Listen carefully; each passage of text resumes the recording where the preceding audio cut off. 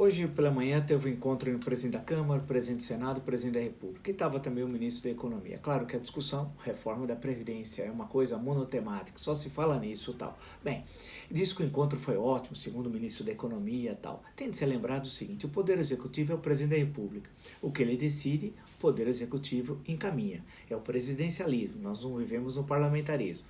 No caso da Câmara e do Senado, funciona diferente. Um encontro entre o presidente da Câmara são 513 deputados que tem na casa. Ele é um. Quer dizer, um acordo que ele assume, tem de lembrar que existe mais 512. No caso do Senado, são 81 senadores. O presidente Davi Alcolumbre assume um acordo, uma ideia, o que seja, falta combinar com os outros 80. Então é necessário entender como é que funciona o sistema legislativo, que é diferente do executivo. O executivo tem a vontade pessoal do presidente, no caso do presidencialismo, como é o nosso regime. Mas o Congresso Nacional, o Poder Legislativo, portanto, funciona de outra forma. Ele tem um funcionamento mais lento, mas é a Câmara é chamada de Casa do Povo, o Senado, Casa da Federação, porque a representação é idêntica entre os estados, 3 senadores, por estado independente do seu tamanho, do seu eleitorado, de sua importância econômica. Então, o Congresso Nacional funciona dessa forma. Ele não é que ele é lento, não, ele é democrático. Tem de discutir todas as questões. Ele não pode decidir o que manda o Executivo porque o Executivo quer. Ele não é um cartório, que só bate um carimbo. Ele reflete, discute, analisa. Então, o encontro de hoje foi produtivo.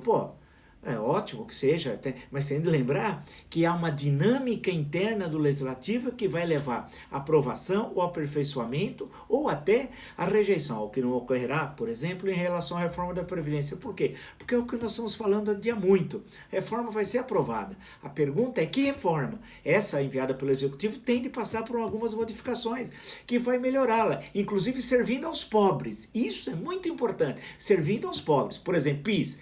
Quem está preocupado com o PIS, o fim do abono do PIS? Os pobres. Aposentadoria rural, o fim da aposentadoria. Prejudica quem? Os pobres. Então não vem com essa história.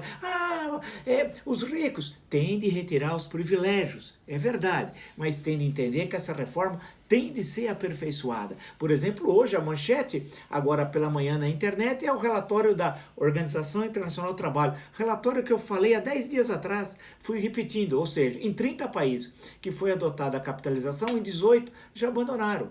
Então tem problemas a capitalização. Então não vamos dizer que tem problema, vamos esconder para facilitar a aprovação da reforma e depois implantar qualquer regime de capitalização que vai dar problemas daqui a 10 anos? Não.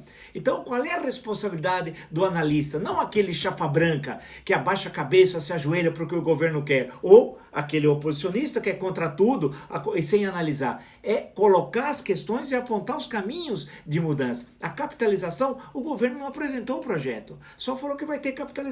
E em vários países deu errado, em 30, 18 já mudaram, de acordo com a Organização Internacional do Trabalho. Portanto, essa discussão executivo-legislativo tem de ser entendida, essa relação. É uma relação democrática e de autonomia e independência entre os poderes. Sem isso, você não entende democracia. Então não caia naquela ladainha.